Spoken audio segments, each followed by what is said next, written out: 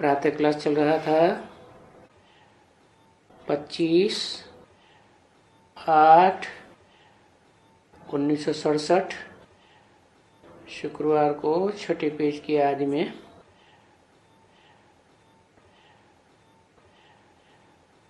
बताया तुमने पैगाम दिया है, चारों तरफ में पैगाम दिया है।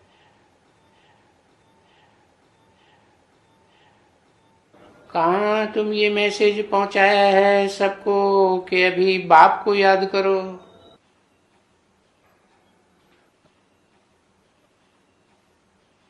मौत आया हुआ है, बाप को याद करने से तुम्हारे विकर्म विनाश हो जाएंगे। क्योंकि जैसे को याद करेंगे वैसे ही बनेंगे ना। तो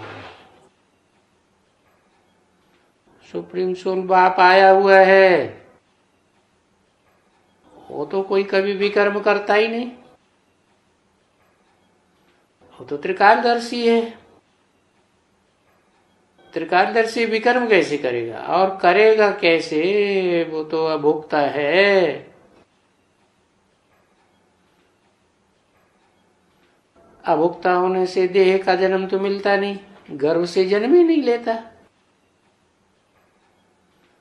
तो प्रवेश करके पाठ बजाता है। तो विकर्म होने का तो सवाल ही नहीं। तो ऐसे बाप को याद करेंगे तभी तो तुम्हारा विकर्म विनाश हो जाएगा। अथवा तो ऐसे कहो कि पतित पावन तो परमात्मा ही कहेंगे, बाप ही कहेंगे। कौन पतित पावन, क्या नाम बताया?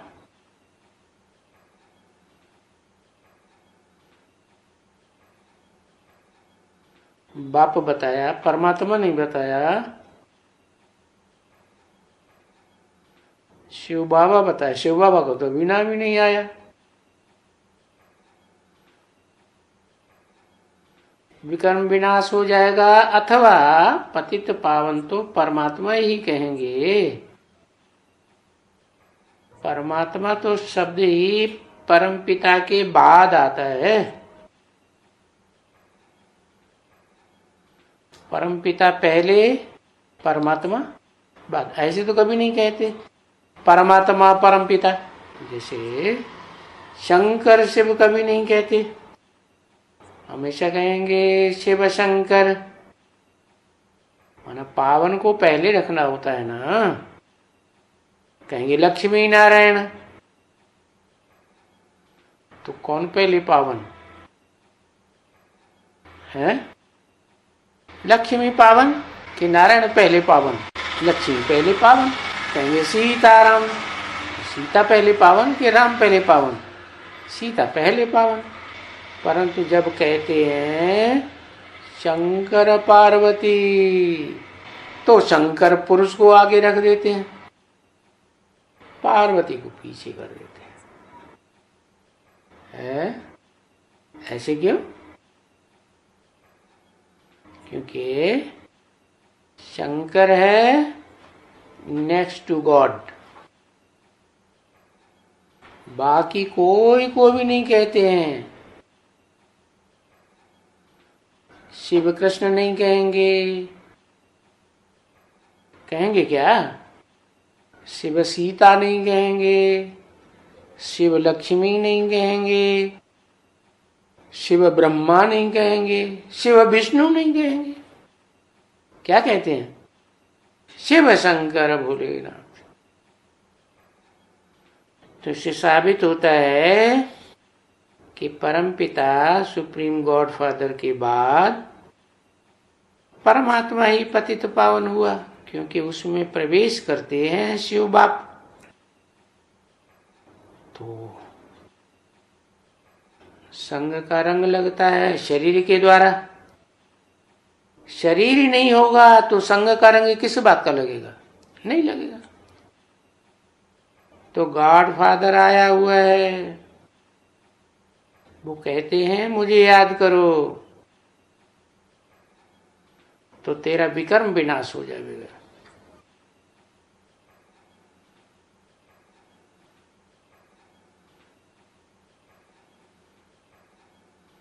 तो कान पर जाना तो चाहिए ना सबके,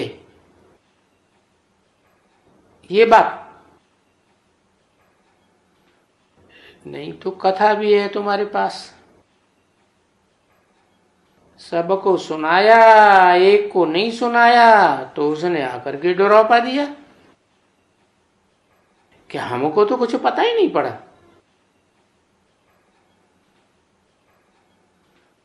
तो ये भी दृष्टांत है, जो कुछ न कुछ है, जो बाप बैठ करके समझाते हैं।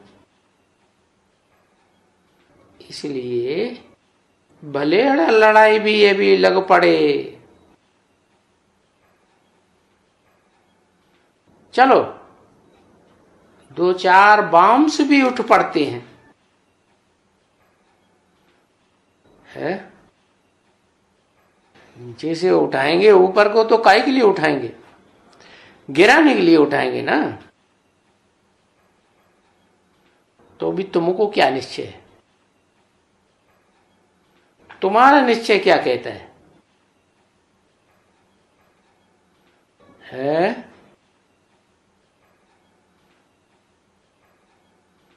तुम्हारा निश्चय क्या कहता है? रक्षा करेगा बाप। अरे वो तो जिनके विकर्म विनाश होंगे उनकी रक्षा करेगा ही। तुम्हारा निश्चय कहता है कि भले 2-4 बम भी गिर जाएं कोई शहरों के ऊपर, लेकिन फिर भी तुमको निश्चय है कि नहीं, ये फिर भी ठंडा हो जाएगा। बोला ना, ये रिहर्सल होती रहेगी। अरे हमारी बादशाही कहाँ स्थापन हुई है, हमारी राजधानी स्थापन नहीं हुई है ना। तो जब तक तुम्हारी राजधानी स्थापन नहीं होती है तब तक आखिरी विनाश नहीं हो सकता। इसलिए ये विश्व में ये विनाश शांति के लिए, विनाश ऐसे नहीं होगा। कैसे होगा? हैं? कैसे होगा? पहले तुम्हारा राज्य स्थापन होगा, जिस राज्य में पूरी शांति होगी, कोई अशांति नहीं, सुख शांति से भरपूर तुम्हारा राज्य। तो तुम लिख सकते हो कि विश्व में शांति, इस विश्व में शांति कब थी? 5000 वर्ष पहले शांति थी ना।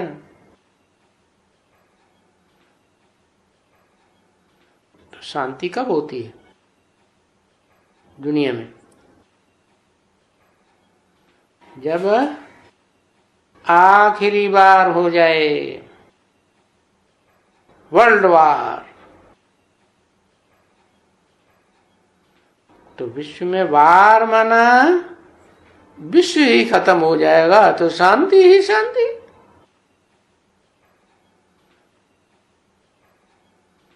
क्योंकि विश्व के जो अशांति फैलाने वाले मनुष्य हैं वो सब एक दो को खलास कर देंगे।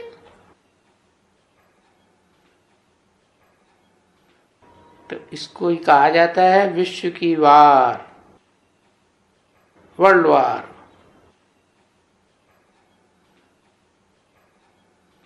जैसे बाबा भी तुम्हें कहेंगे ना, तुम है, ये है विश्वविद्यालय। क्यों? उन सबको विश्वविद्यालय नहीं कहेंगे। क्यों? क्योंकि उनके द्वारा सारे विश्व को पढ़ाई थोड़ी पढ़ाई जाएगी, कोई विद्यालय ऐसा है विश्व में जो विश्वविद्यालय यूनिवर्सिटी लिखते हैं, जो सारे विश्व को पढ़ाई पढ़ाए? ये ईश्वरीय विश्वविद्यालय है। इसकी गारंटी है कि सारी दुनिया ईश्वर से आके पढ़ेगी और मुक्ति, जीवन मुक्ति का पढ़ाई पढ़ करके वर्षा लेगी। तो तुम सारे विश्व को नॉलेज देते हो है? उस विश्वविद्यालय में तो जो पढ़े लिखे होंगे, थोड़े बहुत basic knowledge, junior high school पढ़े हुए होंगे, हाई स्कूल पास किए हुए होंगे, वो ही एडमिट होंगे। सारी दुनिया एडमिट होगी क्या? नहीं। तो विश्वविद्यालय कहां हुआ? झूठ बोलते रहते हैं। विश्वविद्यालय कहते हैं तुम्हारा विश्वविद्यालय नहीं है, विश्व लिखना बंद करो, हमारा विश्वविद्यालय है। ठीक है, तुम्हारा विश्वविद्यालय है, तुम्हें क्या अथॉरिटी है विश्वविद्यालय लिखने, लिखवाने, न लिखवाने की? कहते हैं हमारा यूजीसी बना हुआ है? यूजीसी ये क्या होता है? ग्रांट कमीशन, यूनिवर्सिटी ज्ञान। अरे तुम्हारे पास कोई यूनिवर्सिटी विद्यालय ऐसा है ही नहीं। यूनिवर्सिटी कोई नहीं है दुनिया में जो सारी यूनिवर्स को ज्ञान दे। तुम ग्रांट सारी यूनिवर्स को कैसे दे सकते हो? और तुम जो ईश्वरीय विश्वविद्यालय को मना कर रहे हो कि इसको लिखने का कोई अधिकार नहीं है विश्वविद्यालय। पहली बात तो ये तुमसे ग्रांट ही कहां लेता है? ग्रांट लेता है क्या? तो काहे के लिए फाफा मार रहे हो? और तो कोई विश्वविद्यालय होता ही नहीं है कभी। भले वो नाम डालते हैं, अनेक हैं जो विश्व विश्व विश्व करते रहते हैं। अरे विश्व तो फिर सारी दुनिया हो गई ना। सारी दुनिया को कौन सा विश्वविद्यालय दुनिया का नॉलेज दे रहा है और गारंटी करता है कि हम सारी दुनिया को ये नॉलेज देंगे? बाकी ईश्वर की नॉलेज तो सारी दुनिया को लेनी पड़ेगी। अभी विश्व के लिए तो सिर्फ एक ही बाप आकर के सारी विश्व को पलटाते हैं। सारी दुनिया नरक बन गई, दुखधाम बन गई। दुखधाम को आकर के सुखधाम बनाते हैं। तो पलटाते हैं ना। कलह कलेश के युग को, लड़ाई झगड़े वाले युग को पलटा करके सत्य का युग बनाते हैं। बाकी तो ऐसी कोई बात हो ही नहीं सकती है जो विश्व का कोई नाम लेवे। भले नाम लेते हैं, जानते तो विश्व को है ही नहीं। जब विश्व को ही नहीं जानते तो विश्वविद्यालय नाम क्यों धराते हैं? ये भी नहीं जानते कि विश्व की आयु कितनी है? देखो पता कुछ भी नहीं है उनको। अरे वो जानते हैं विश्व की आयु कितनी है,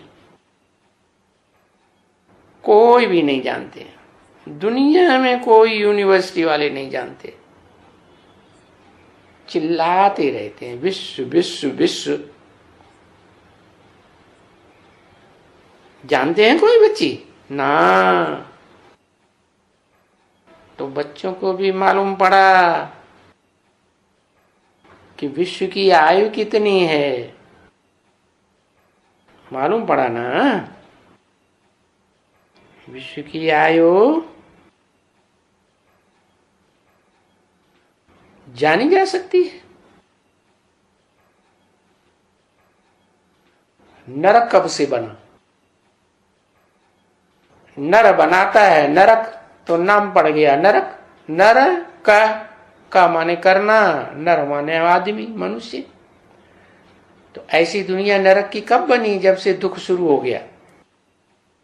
कहते हैं 2500 वर्ष की हिस्ट्री है मनुष्यों की, मनुष्यों के पास रची हुई। उस 2500 वर्ष की हिस्ट्री में इब्राहिम, बुद्ध, क्राइस्ट सभी आ जाते हैं, सभी दूसरे दूसरे धर्म वाले आ जाते हैं। 2500 वर्ष पुराने हैं। इससे जो पुराना धर्म है, सनातन धर्म भारत का, उसके बारे में तो कोई नहीं जानते, क्योंकि वो सत्य सनातन धर्म आकर के एक सत्य बाप स्थापन करते हैं। एक सदगुरु सारे विश्व को पढ़ाई पढ़ाता है।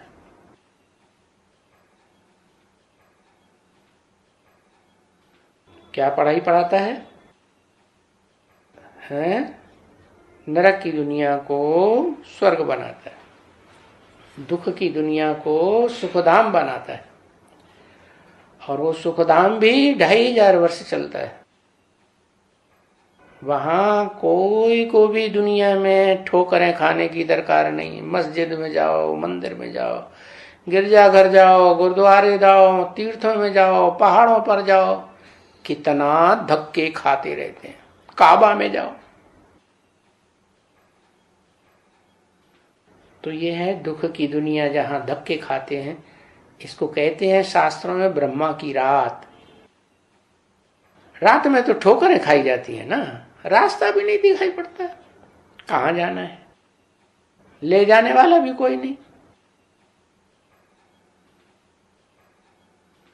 तो 2500 वर्ष है दुनिया में दिन, सुख का दिन, या ठोकरों से बचाने की दुनिया। कोई ठोकर नहीं। वहां देवताएं वास करते हैं, देवताओं की दुनिया। गायन भी है। मनुष्यों को, नर को नारायण किसने बनाया? नारायण माने देवता, 16 कला संपूर्ण। किसने बनाया? कहते हैं भगवान ने बनाया। तो भगवान आकर के नर को नारायण जैसा बनाते हैं। उन्होंने उस नर का नाम दे दिया है, जिसको अव्वल नंबर नारायण बनाया। उन्होंने विदेशी धर्म वालों ने नाम दे दिया आदम, क्रिश्चियन ने नाम दे दिया एडम। परंतु जानते नहीं है कि एडम, आदम पहले जन्नत में थे, ये तो मानते हैं, लेकिन उनको जन्नत में पहुंचाया किसने? जिस आदम से आदमी पैदा हुए, आज के आदमी किसकी औलाद? कहते हैं आदम की औलाद। बाबा आदम, सबसे पुराना व्यक्ति का नाम आदम दिया। तो कहते हैं आदम, हव्वा, आदम बीवी, उनको खुदा ने जन्नत से नीचे ढकेल दिया। हमने तुमको हिदायत दी थी कि तुम बॉडी के बीच का फल नहीं खाना, और तुमने खा लिया और गिरो नीचे। इतनी कहानी वहानी बनाते हैं, लेकिन ये बुद्धि में नहीं आता कि आदम को गिराने वाला और आदम को जन्नत में पहुंचाने वाला कौन? जरूर आदम ने आकर के ऑर्डर दिया होगा, श्रीमत दी होगी ना। आदम ही आकर के श्रेष्ठ मत देते हैं ना। आदम ही आकर जिंदगी जीने का कॉन्स्टिट्यूशन बनाते हैं ना, संविधान बनाते हैं। तो वो ऊंच से ऊंच संविधान है, जिसका नाम है श्रीमद् भगवत गीता। लेकिन भगवत गीता में भी कृष्ण का नाम डाल दिया बच्चे का। किसी भी मंदिर में चले जाओ, कृष्ण के मंदिर में बच्चा कृष्ण की पूजा करते हैं या बड़े कृष्ण की पूजा करते हैं? छोटे से बच्चे की पूजा करते हैं। इससे साबित होता है कि जो पूजनीय कृष्ण है, देवता है, वो बचपन में छोटा कृष्ण है। वो छोटा कृष्ण जिसकी पूजा होती है। बड़े कृष्ण की पूजा क्यों नहीं होती? क्या छोटेपने में ही मर जाता है क्या? नहीं, बड़ा होता है, लेकिन जब बड़ा होता है तो भोगी बन जाता है। क्या? भोगी बन जाने से योगी थोड़े ही कहेंगे। भगवान तो आकर के राजयोग सिखाते हैं। राजयोग से तो भोगी बनेंगे क्या? योगी बनते हैं। और योग किससे लगाने वाले? एक परमपिता परमात्मा से योग लगाते हैं। तो जैसे परमपिता परमात्मा पवित्र है, ऐसे योग लगाने वाले भी पवित्र बनते हैं। तो जब पवित्र बनते हैं तो 2500 वर्ष तक सुख भोगते हैं। अपवित्र बनते हैं, बॉडी के बीच का फल खाते हैं। अपवित्र बनते हैं तो क्या होता है? नरक में गिरते हैं, दुखधाम में गिर जाते हैं। तो अब दुनिया में कोई क्वेश्चन नहीं उठा सकते हैं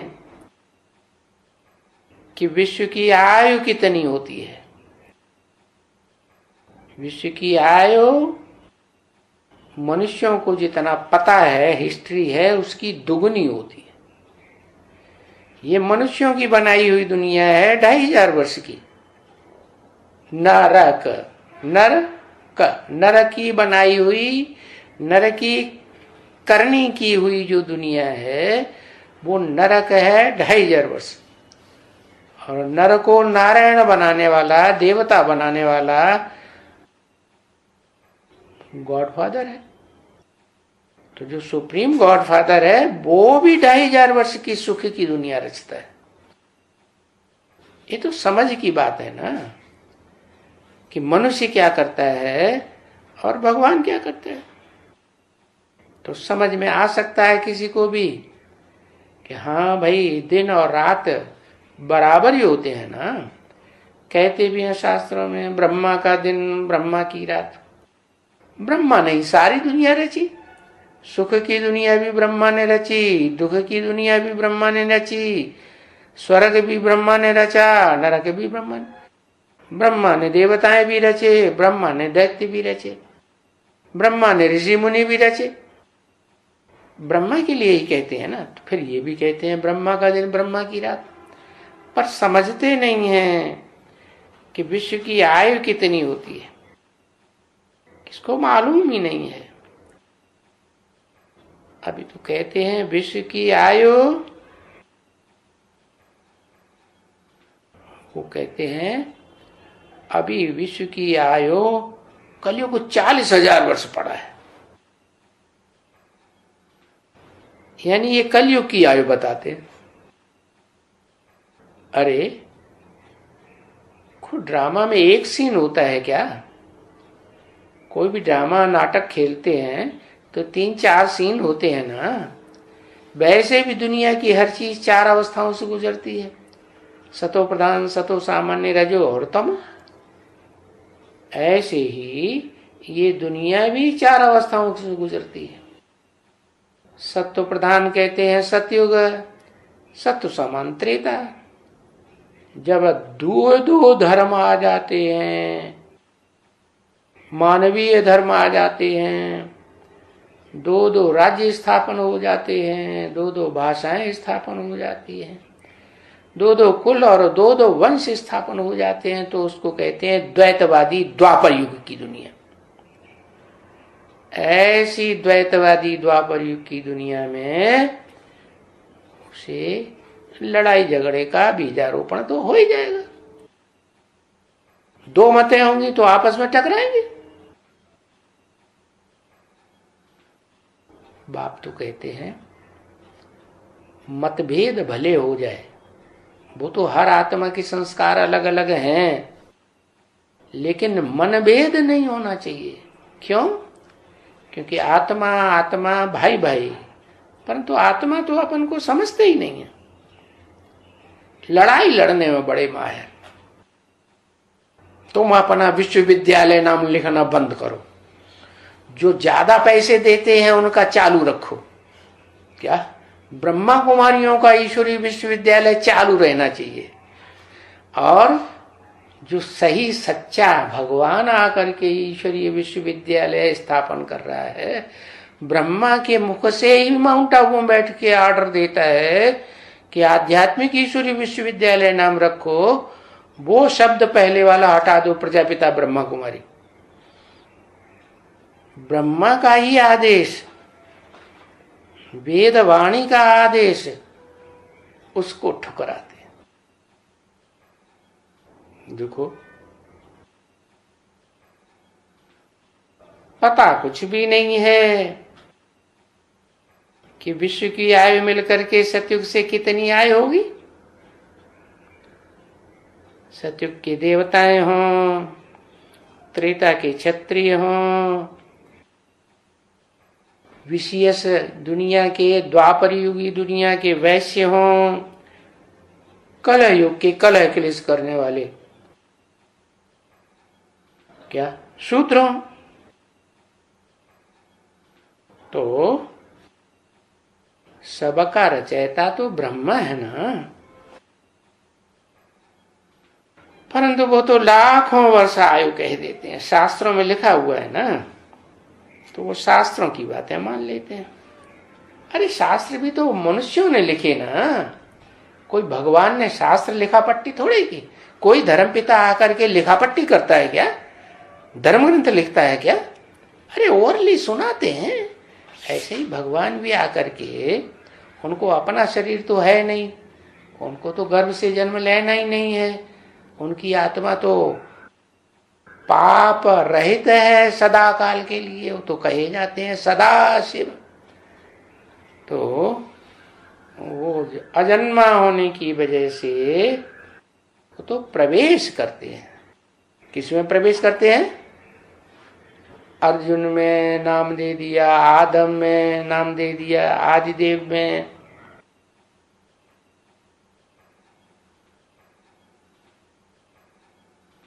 तो बाप कहते हैं ये लाखों वर्ष की आयु जो बताई दी है शास्त्रों में, ये बिल्कुल अंधियारे में है, अज्ञान अंधियारे में। अभी तुम बच्चे जानते हो कि जो विश्व है, इस झूठे विश्व का तो अभी विनाश होना है। सारे ही झूठे काम करते रहते हैं, और विश्व की आयु पक्का है कि 2500 वर्ष है। नरों की बनाई हुई दुनिया, नर कहते हैं आदमी को, मनुष्य को। मनुष्यों की बनाई हुई दुनिया वो 2500 वर्ष की है। इब्राहिम, बुद्ध, क्राइस्ट, कोई भी बड़े से बड़े मनुष्य गुरु हों, और भगवान जो दुनिया रचाता है वो है 2500 वर्ष की स्वर्ग की दुनिया। उसको कहते हैं सुखधाम, और इस दुनिया को कहते हैं जो मनुष्य ने बनाई दुखधाम। और ये दुखधाम में जब आग लगेगी, ये सारा विश्व जब बब्बर बब्बर करके जल जाएगा, तब सारे विश्व में शांति हो जाएगी। तो 3 धाम है, इसलिए कहते हैं त्रिलोकीनाथ। क्या? सुखधाम, शांति धाम और दुखधाम। ओम शांति।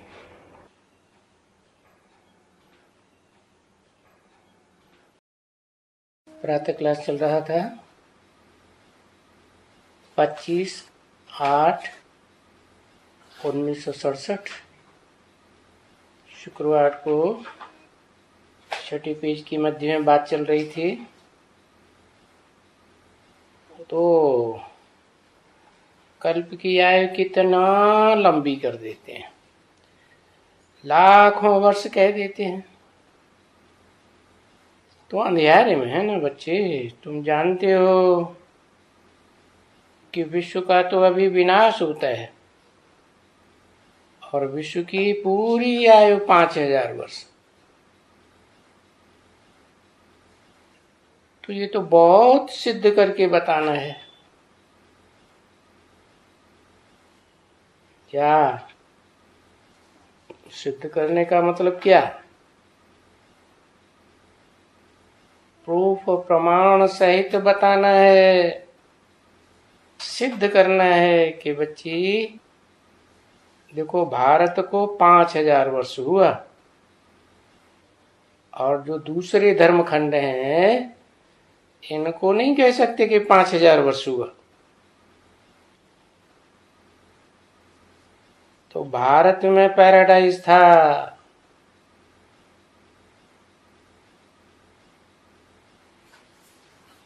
आधा सुख का टाइम था, उसे ही कहते हैं स्वर्ग। इसी दुनिया में स्वर्ग होता है, ऐसे नहीं कि स्वर्ग कोई ऊपर होता है और नरक कोई पाताल में नीचे होता है, राक्षसों की दुनिया में होता है।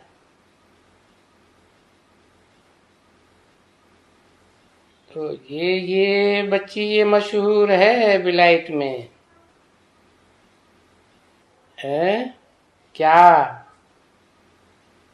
विलायत में क्या बात मशहूर है जिससे सिद्ध कर सकते हो? अरे क्राइस्ट से कितना वर्ष पहले? 3,000 बिफोर क्राइस्ट भारत में पैराडाइज था। क्रिश्चियंस में मान्यता है ना। तो क्राइस्ट को 2,000 वर्ष हुए और 3,000 वर्ष वो, तो बरोबर कितना हुआ? 5,000 वर्ष हुआ ना। तो इसको कहते हैं सिद्ध किया। तो ये इस्लामियों को क्यों नहीं पता, बौद्धियों को क्यों नहीं पता, क्रिश्चियंस में ये बात क्यों मशहूर है?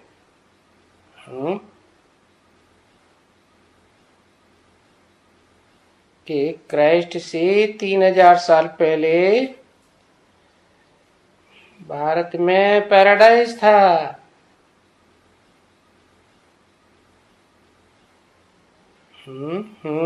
क्या?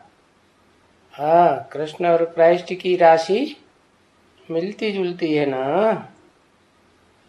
तो क्रिश्चियन से ही तुम बच्चों को वर्षा लेना है, आखिरी इन क्रिश्चियन से तुम बच्चों को विश्व की बादशाही दे देंगे। तो उनका कनेक्शन है। तो ये पैराडाइज था, भारत हेवन था। क्यों दिया हेवन नाम? क्योंकि विन किया ना। किसके ऊपर विन किया? क्रिश्चियंस के ऊपर, जो आज सारी दुनिया के मालिक बने जब बैठे हैं, बहुत ही अपना वर्चस्व जमाए रहे हैं, उन क्रिश्चियंस के ऊपर तुमने जीत पाई तो हेवन स्थापन हो गया।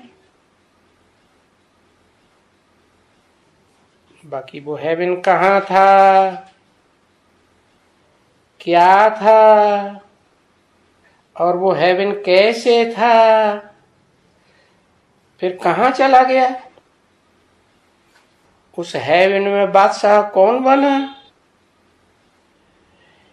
ये कोई भी क्रिश्चियंस बेचारे नहीं जान सकते। ये बात तो तुमको फिर बतानी है कि हेवन भारत में ही था, जिसे तुम पैराडाइज कहते हो। हिंदू लोग बैकुंठ कहते हैं। तो बैकुंठ था, कैसे था बैकुंठ? अरे वाइब्रेशन की ताकत से था।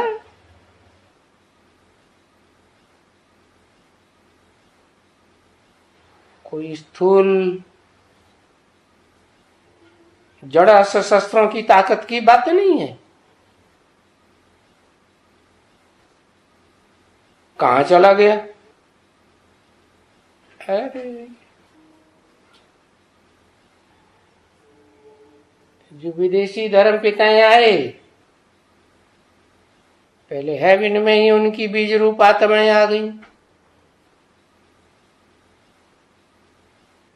हेवन के लास्ट में वही राज्य करते हैं।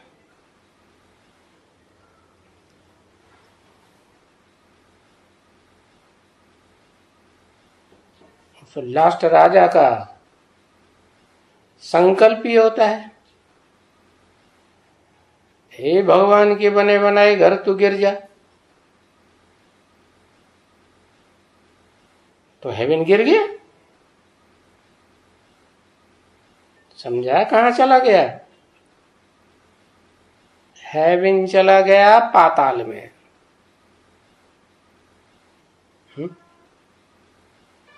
दुनिया तो गोल है, पृथ्वी गोल है। अगर ऊपर भारत है तो दूसरी तरफ क्या है? अमेरिका। तो लोग कहां भाग रहे हैं दुनिया के? अमेरिका भाग रहे। समझते वहां स्वर्ग है। तो कहां चला गया स्वर्ग? वहीं चला गया। कहां चला गया? कैसे बना था स्वर्ग? कोई नहीं जान सकते। राजयोग बल से बना था। राजयोग बल क्या है? इसमें राज भरा हुआ है। ऐसा योग बल है। क्या राज भरा हुआ है? कि कर्मेंद्रियों से कर्म भी करते रहो और बुद्धि योग से बाप में बुद्धि लगाए रहो। बुद्धि योग टूटना नहीं चाहिए। तो ये तो हिसाब करते हैं कि 3000 वर्ष पहले क्राइस्ट से भारत में पैराडाइज था। तो वो हिसाब करेंगे ना कि ये इस्लामी कब आए।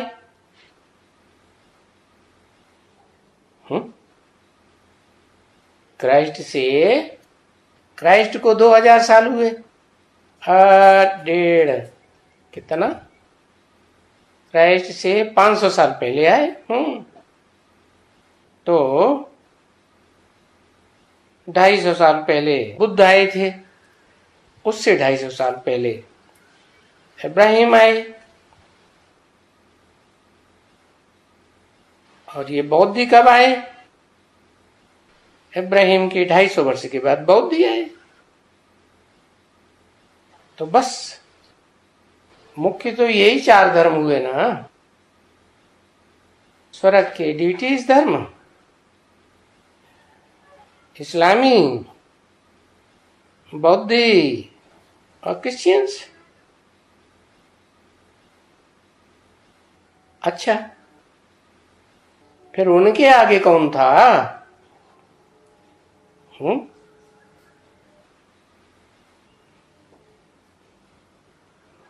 उनके आगे माना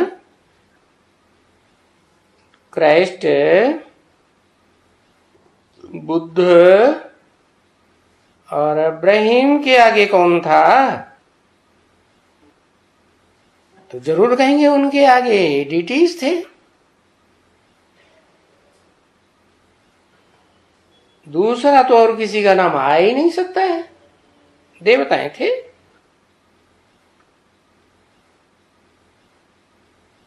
इसलिए पैराडाइज, दुनिया तो पैराडाइज, हेवन, बहिश्त बोलते हैं ना। था जरूर, बोलते हैं तो जरूर था। कि तो तुम बच्चे बुद्धि से अंगे अखरे फिक्स एंड फिगर्स के साथ, मना तिथि तारीख सहित, प्रूफ प्रमाण सहित उसको कहा जाता है कि तुम तो जानते हो। तो तुम बच्चों को तो कितना नशा रहना चाहिए किस बात का कि हमारी बुद्धि में तो सृष्टि के आदि मध्यंत का पूरा ज्ञान है,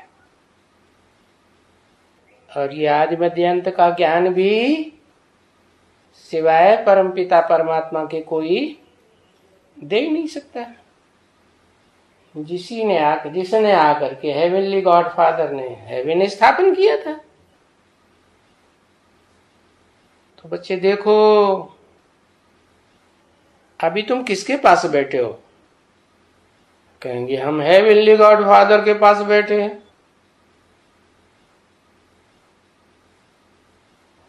क्यों? थोड़ी सी बात में झगड़ा टंटा आपस में करने लग पड़ते हो। तो कैसे कहेंगे हेवनली गॉड फादर के सामने बैठे? झूठ बोलते हो।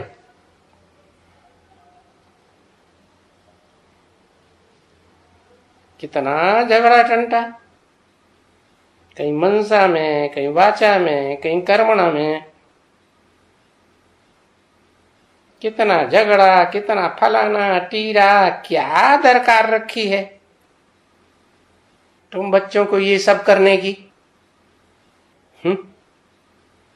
जब तुम एक तरफ बोलते हो कि हमें हेवनली गॉड फादर मिल गया जो हेवन की स्थापना करता है,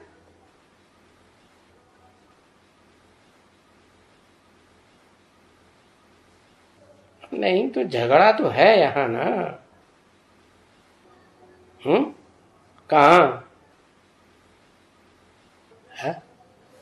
अरे तुम बच्चों के बीच में जैसे दुनिया में झगड़ा टंटा है, वैसे तुम बच्चों के बीच में भी झगड़ा टंटा है ना। तो किसकी कहेंगे? हेवनली गॉड फादर के बच्चे कहेंगे? दारे लड्डू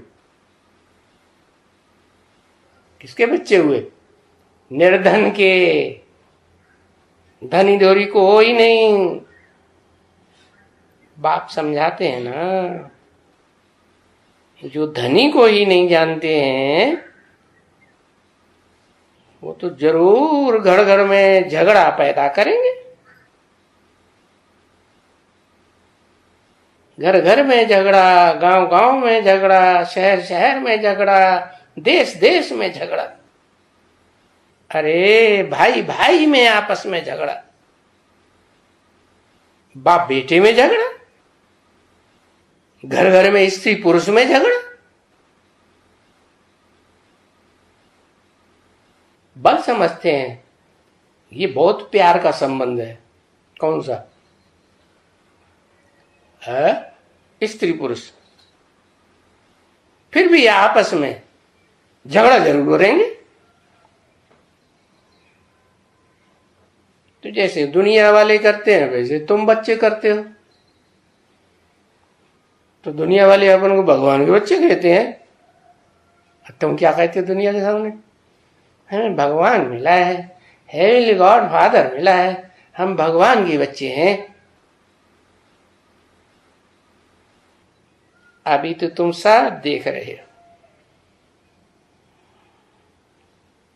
इसे दुनिया में 2500 वर्ष से स्त्री पुरुषों में कितने झगड़े होते आए हैं।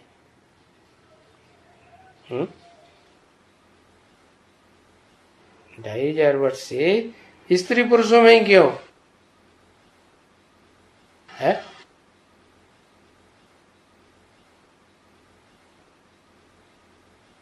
क्योंकि पुरुष इस दुनिया में सब होते हैं दुशासन, दुर्योधन। कन्या माताओं को तो नहीं बोला इस दुर्योधन दुशासन। इससे साबित होता है कि पुरुष जोर जबरदस्ती करते हैं तो झगड़ा होता है। कब से झगड़ा होता है? कितने वर्ष से? तुम्हें सब पता है? 2,500 वर्ष से। तो कारण क्या हुआ झगड़ा टंटे का?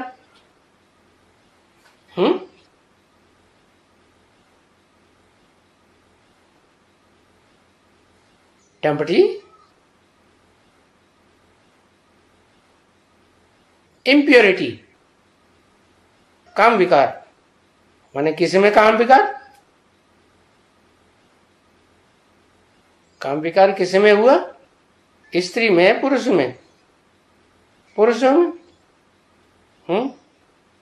तो झगड़े टंटे होते हैं तो मारा मारी हो जाती है। अब देखो, ये 2 आए थे अभी बाबा के पास। कोई 2 बच्चे आए। वो बोला कि हमारे घर में स्त्री का बड़ा झगड़ा है।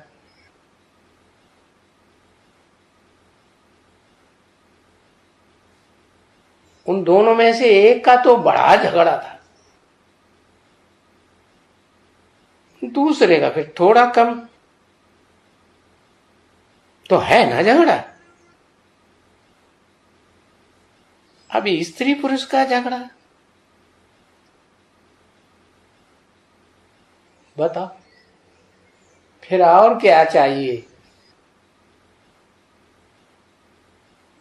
तो फिर उसको देख, झगड़ा देख करके ये तो जरूर उनकी क्रिएशन में भी झगड़ा चलेगा, उनके बाल बच्चों में भी झगड़ा चलेगा कि नहीं चलेगा? चलेगा। भाई बाल बच्चों में क्यों चलेगा? वो तो स्त्री पुरुष नहीं है, है? तो भाई बहन है। अरे एक खून के बच्चे हैं तो झगड़ा क्यों चलेगा?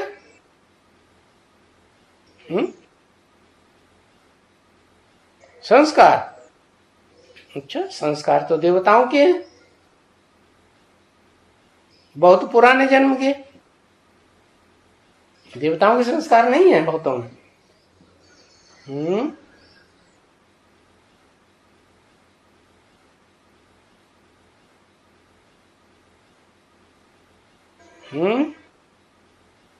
माँ बाप को बच्चे फॉलो करते हैं। जैसा कर्म बड़े करेंगे, बड़ों को देखकर छोटे करेंगे, तो संग का रंग लगता है। तो क्रिएशन में भी झगड़ा चल पड़ता है। तो माँ बाप को देखते रहते हैं, लड़ते रहते हैं बच्चे भी। तो बच्चे भी सब कुछ सीख जाएंगे। क्या सब कुछ? बने जो भी 2,500 साल से माँ बाप करते आए हैं मारा मारी, बच्चे वो सब सीख जाते हैं। तो है ना बरोबर झगड़ा। माँ बाप में झगड़ा, बाल बच्चों में झगड़ा, तो सभी निर्धन के हो गए ना।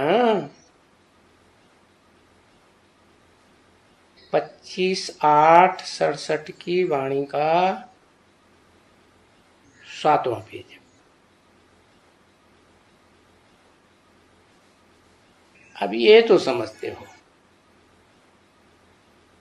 जब धनी के बने हो तो हेवन में तो कोई का किसी का झगड़ा कभी नहीं हो सकता है। शर्त क्या बताई? धनी के बने हो तो झगड़ा नहीं हो सकता, और नहीं बने हो, धनी के नहीं बने हो तो क्या होगा? तो झगड़ा। तो शूटिंग कैसी होगी? झगड़े टंटे की दुनिया की शूटिंग होगी या स्वर्ग की शूटिंग होगी? हेवन की शूटिंग होगी? नहीं होगी।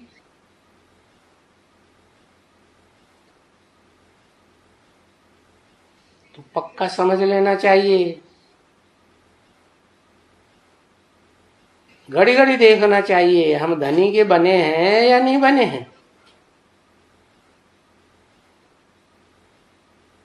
क्योंकि धनी के बने हैं तो झगड़ा नहीं हो सकता, नहीं बने हैं तो अच्छी शूटिंग कर रहे हैं, खराब शूटिंग कर रहे हैं, खराब ही शूटिंग कर रहे हैं, नरक की दुनिया की शूटिंग कर रहे हैं। तुम जानते हो कि यहां हम जो पुरुषार्थ करते हैं, क्या कहा, यहां हम जो पुरुषार्थ करते हैं, जो माने क्या, अच्छा श्रीमती के अनुकूल पुरुषार्थ करते हैं तो 21 जन्म का हमारा हिसाब किताब अच्छा बन जाता है, और श्रीमत के बरखिलाफ कर्म करते हैं तो नरक की दुनिया की शूटिंग हो जाती है। अब समझे कि रिहर्सल कैसे होती है। जब भगवान आया हुआ है तो भगवान की नाक के सामने भी ऐसे कैसे होता है कि नरक की शूटिंग होती रहे। भगवान तो सर्वशक्तिवान है? सर्वशक्तिवान तो भगवान की नाक के नीचे नरक की शूटिंग कैसे?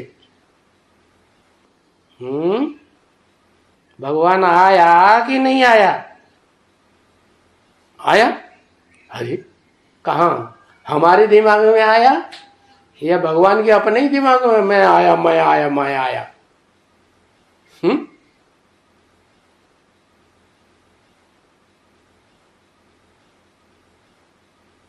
तो यहां किसके साथ झगड़ा करते हो? तो देखो, झगड़ा करने के संस्कार पक्के हो जाएंगे और झगड़ा करते करते ही मरेंगे, अंतमते सुगति हो जाएगी।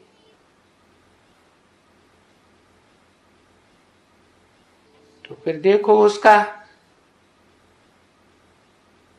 क्या असर होगा।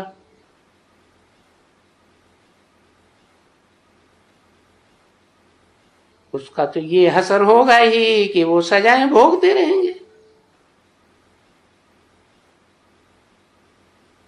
और जितनी जास्ती सजाएं भोगेंगे उसका फिर कोई रिजल्ट होगा।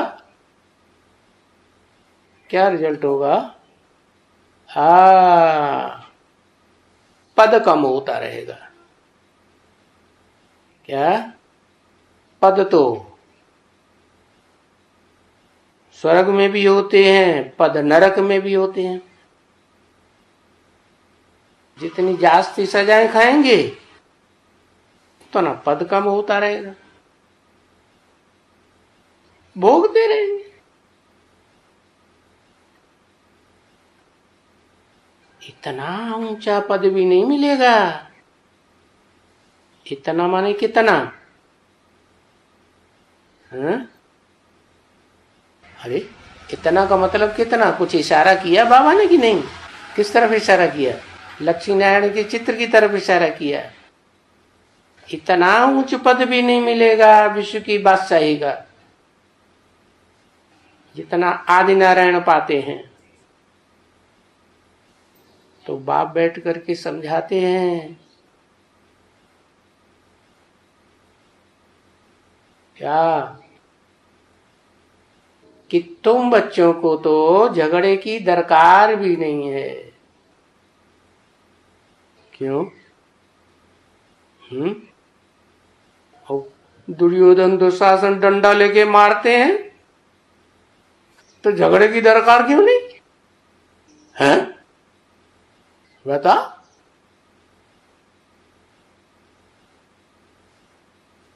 क्योंकि ऐसी तो कोई बात नहीं है कि बाप के पास आएंगे और बाबा के पास आकर के कुछ मांगेंगे कि बाबा हमें ये दरकार है, ये चीज हमें नहीं मिल रही है।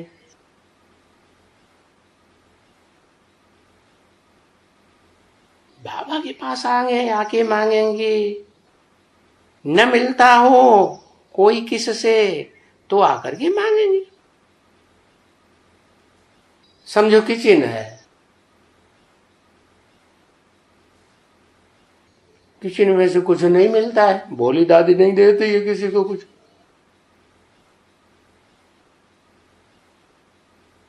या फलाने से नहीं मिलता है।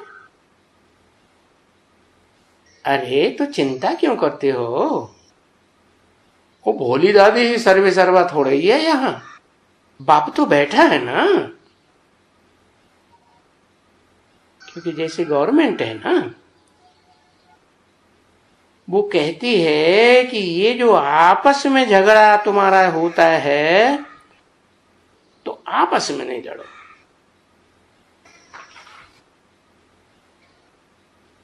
चाहे वाचा का झगड़ा होता है, चाहे कैसा भी होता है, आपस में वाइब्रेशन खराब न करो, नहीं तो स्वर्ग स्थापन कैसे होगा। क्या करो, आपस में झगड़ा नहीं करो तो क्या करो, अरे कुछ करो कि नहीं करो, हाँ लड़ जाओ। हाँ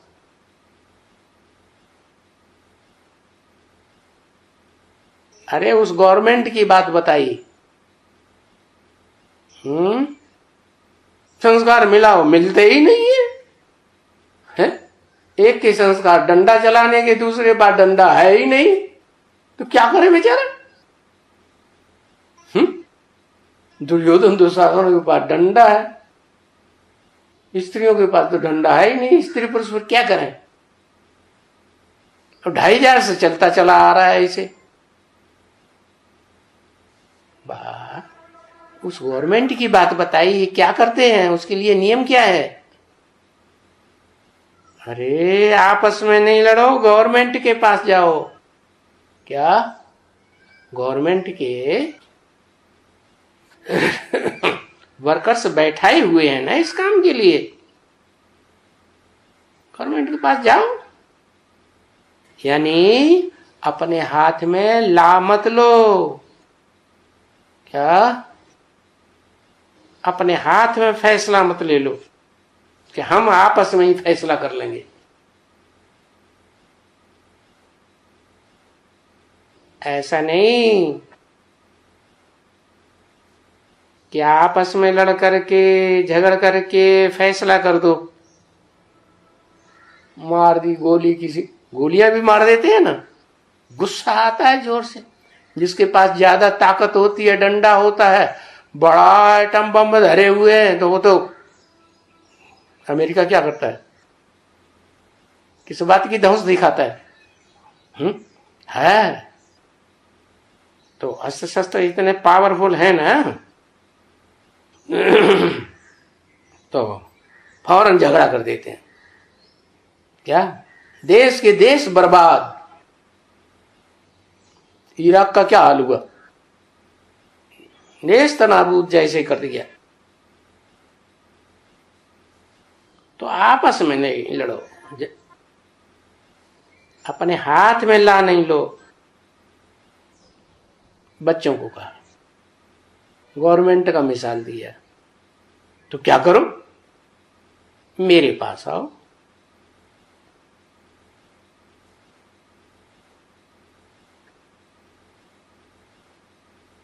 कोई धनी दोरी समझते हो तो आए, है ही नहीं कोई धनी दोरी, तो कहां से आए। धनी दोरी है ही नहीं बुद्धि में, तो आएंगे पास में, तो कहां से आएंगे। तो देखो बाबा भी ऐसे कहते हैं, कोई भी चीज तुम बच्चों को चाहिए तो बाबा समझते हैं कि वो चीज जो चाहिए इनको, वो व्हाट इज राइट, कितनी इनको लेना ठीक है, व्हाट इज रॉन्ग। बाबा जानते हैं ना कि ये चीज इनके लिए ठीक है, ये चीज इनके लिए ठीक नहीं है। ये राइट मांगनी करते हैं या ये अनराइटियस मांगनी करते हैं। बाबा उनको बताएगा। ये रंग मांगनी है। मिसला कोई आकर के बोले हमको तो वो चाहिए, हमको तो विलायत का बूट चाहिए।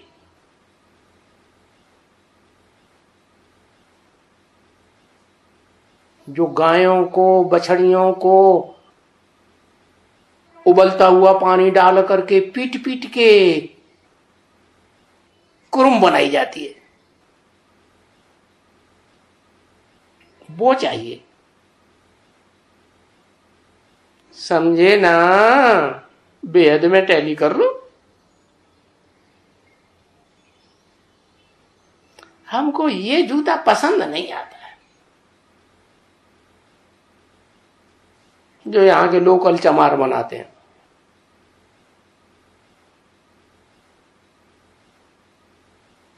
तो वो बोलेगा बच्चे अभी तो तुम वानप्रस्थी हो ना, क्या अभी तो तुम उसमें हो ना, वनवास में। वानप्रस्थी तो घर बार छोड़ जंगल में जाके रहते हैं एकांत में, तो तुम वनवास में हो। अभी ऐसी ऐसी चीज थोड़ा ही चलेगा, ऐसी ऐसी चीज मांगेंगे तो कैसे होगा? अभी कौन कहते हैं? अभी तो सुप्रीम गॉड फादर कहते हैं, तो वो तो राइट कहते होंगे ना, समझाने के लिए ही कहते होंगे ना। भाई ये रंग बात है। नहीं कहेंगे नहीं, हमको तो नायलॉन की बनी हुई कपड़ी चाहिए। क्या नायलॉन की साड़ी चाहिए? नायलॉन की पेस्टी चाहिए? नायलॉन की फलानी चीज चाहिए? अरे बोलेगा बच्चे नायलॉन फैलन तो तुमको वहां बहुत ही मिलेगा, क्यों चिंता करते हो? है ऐसी बढ़िया कपड़े तो यहां कोई बना ही नहीं सकता। कहां मिलेंगे? है अभी तो तुम वनवास में हो, कहां मिलेंगे? नई दुनिया में बहुत मिलेंगे। यहां वनवास में बैठे बैठे तुम ये आशाएं क्यों करते हो? यहां तो तुमको आशाएं करनी नहीं चाहिए। यहां ही सब कुछ ले लेंगे तो वहां फिर कम हो जाएगा। क्या यहां स्पेशलिटी ले लेंगे तो वहां फिर दास दासी बन करके, चांडाल वंडाल बन करके फिर वो स्पेशलिटी नहीं मिलेगी जो महाराजाओं को मिलती है। तो बाबा को याद करो। और नायलॉन तो क्या गीता में भी तो कहा है, जो मेरे बच्चे अच्छा पुरुषार्थ करते हैं, पूरा श्रीमत पर चलते हैं, तो उनकी हर पूर्ति हर प्रकार की मैं पूरी कर देता हूं। और जो पूर्ति कर देता हूं उस प्राप्त की हुई चीज की सुरक्षा भी करता हूं। तुमको उसकी सुरक्षा भी करने की दरकार नहीं। गीता में बोला ना, योग क्षेमम वहाम्यहम। योग माने जिस चीज की प्राप्ति नहीं हुई है वो उसका योग हो जाएगा, मिल जाएगी। और जो मिली हुई चीज है क्षेमम, उसकी सुरक्षा करूंगा। तो यहां तो तुमको कुछ भी मांगने की दरकार नहीं है। बाप तो स्वतः ही पुरुषार्थ अनुसार सब कुछ देते रहते। ओम शांति।